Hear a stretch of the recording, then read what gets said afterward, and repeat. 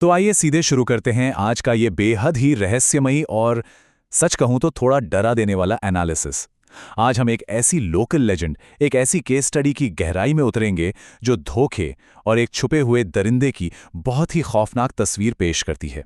और सुनिए, ये सिर्फ कोई आम किस्सा नहीं है।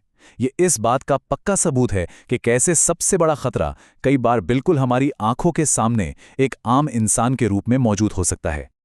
अब यहां सबसे बड़ा सवाल ये उठता है, क्या सच में एक खूंखार भेड़िया, जिसे हम वेयरवुल्फ भी कहते हैं, हमारे ही बीच एक इंसान का रूप लेकर छुप सकता है? देखिए, यही इस पूरी केस स्टडी का सबसे बड़ा रहस्य है। इस सवाल को अपने दिमाग में बिल्कुल बिठा लीजिए, क्योंकि जैसे जैसे हम इस कहानी में आगे बढ़ेंगे ना, ये सवाल और भी ज्यादा खौफनाक होता जाएगा। तो शुरुआत करते हैं इसके पहले हिस्से से, जहां एंट्री होती है एक नए और काफी अजीब से क्लासमेट की। इस कहानी को समझने के लिए हमें सबसे पहले एरिक की मेंटल स्टेट को समझना होगा। दरअसल 2 साल पहले एक ट्रैजिक कार एक्सीडेंट में उसकी मां की डेथ हो गई थी। उस हादसे के बाद वाले सालों में एरिक बिल्कुल अकेला पड़ गया। दोस्तों से मिलना जुलना बंद, बस अपनी ड्राइंग्स में खोया रहता था। फिर आता है वो दिन जब क्लास में एक नया स्टूडेंट माइकल आता है। ये पूरी सिचुएशन साफ दिखाती है कि एरिक उस वक्त मेंटली कितना फ्रेजाइल था, कितना अकेला था। और सच कहूं तो किसी के लिए भी उसे मैनिपुलेट करना उस वक्त बेहद आसान था। और अब बात करते हैं माइकल की। उसका आना ही अपने आप में अजीब था।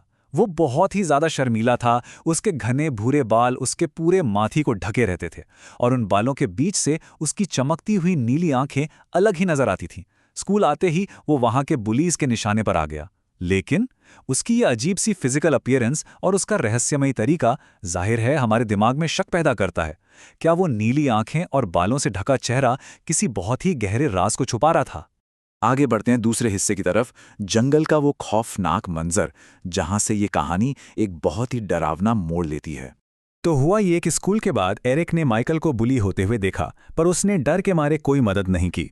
उसी गिल्ट की वजह से वो अपनी साइकिल पर माइकल के पीछे पीछे एक सुनसान जंगल के रास्ते पर निकल गया। वहां बिल्कुल सन्नाटा था, एकदम शांत। पर अचानक झाड़ियों के बहुत जोर जोर से हिलने की आवाज आई। ये वो एग्जैक्ट मोमेंट था जहां एक शांत और नॉर्मल सी साइकिल राइड अचानक एक भयानक नाइटमेयर में बदल गई। वो मंजर देखकर एरिक की रूह कांप गई। उसने देखा कि एक बेहद ही डरावना विशाल भेड़िया एक इंसान को बुरी तरह नोच नोच कर खा रहा था। और जानते हैं वो इंसान कौन था? वो वही लड़का था जो स्कूल के बाहर माइकल को बुली कर रहा था। एरिक तो जैसे पत्थर का बन गया था। उसका पूरा शरीर सुन्न पड़ गया। और तभी उस भेड़िए ने एरिक को देख लिया और बिना एक पल गवाए वो सीधा उस पर झपट पड़ा। लेकिन कहते हैं ना, जब किस्मत मेहरबान हो, ठीक उसी सेकंड उस सुनसान सड़क से एक कार गुजरी।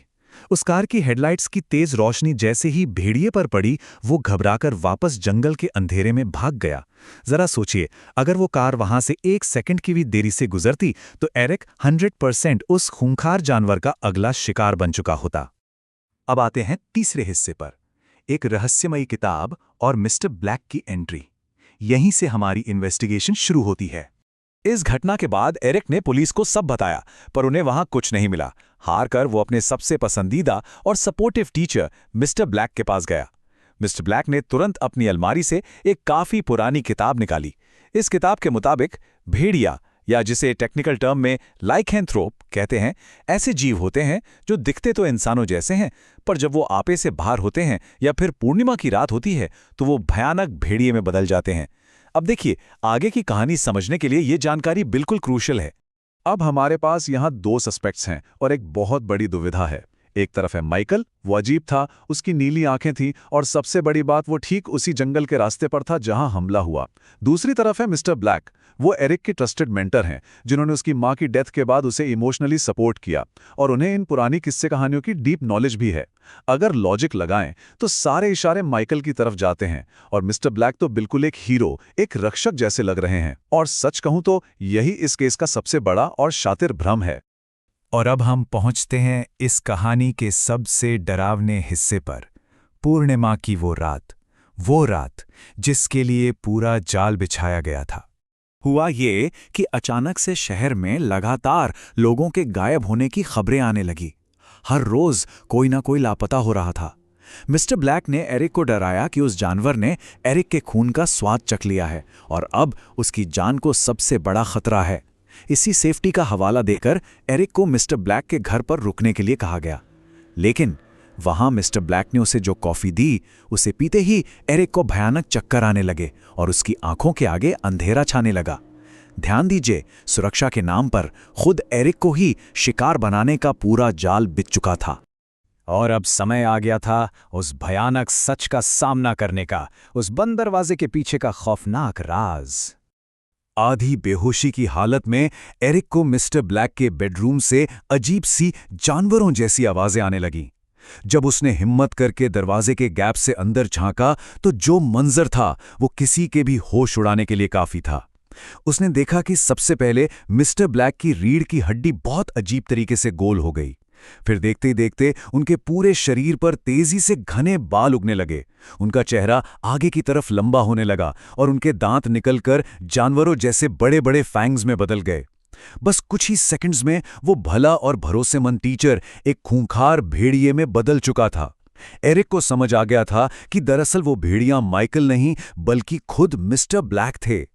इससे पहले कि एरिक वहां से भाग पाता, उस भेड़िए ने जोर से दरवाजा तोड़ दिया। वो बस एरिक पर झपट्टा मारने ही वाला था कि तभी अचानक एरिक के हाथ में मिस्टर ब्लैक का ही लाइटर लग गया। बिना कुछ सोचे अपनी जान बचाने की आखिरी कोशिश में एरिक ने वो लाइटर जला दिया। आग की लपटों को देखकर वो दरिंदा अचानक पीछे हट गया। एरिक ने समझदारी दिखाई और आसपास के पर्दों और चीजों में आग लगा दी, जिससे धुएं और आग के डर से वो भेड़िया वहां से भाग निकला। उस एक छोटी सी सोच और लाइटर ने उस रात एरिक की जान बचा ली। इस सब के बाद क्या हुआ? उस खौफनाक रात के बाद मिस्टर ब्लैक का वो पूरा घर जलकर खाक हो चुका था। पुलिस जब आई तो उन्हें एरिक एक कोने में बेहोश मिला। एरिक ने होश में आकर सारी सच्चाई पुलिस को बताई, लेकिन तब तक मिस्टर ब्लैक जा चुके थे और उन्हें ऑफिशियली लापता घोषित कर दिया गया। पर सबसे हैरान करने वाली बात नोट कीजिए, ठीक उसी दिन के बाद से शहर में लोगों के गायब होने की जो खबरें थीं, वो अचानक बिल्कुल बंद हो गईं। ये क्लियरली इस बात का सबूत था कि मिस्टर ब्लैक का गायब होना और शहर में वापस शांति छा जाना, ये दोनों आपस में जुड़े हुए थे। ये कोई इत्तेफाक नहीं था। तो अब हमारे इस एनालिसिस के अंत में एक ऐसा सवाल रह जाता है जो दिमाग में कंटिन्यूअसली घूमता रहता है। आखिर मिस्टर ब्लैक का हुआ क्या? वो दरिंदा जो एक बहुत ही इज्जतदार टीचर बनकर बिल्कुल सामने सबके बीच छुपा था, वो आज कहाँ है? क्या ऐसा हो सकता है कि वो किसी और शहर में किसी और आइडेंटिटी के साथ एक नया जाल बिछा रहा हो? इसी डरावने ख्याल के साथ आज का ये एनालिसिस हम यहीं खत्म करते हैं।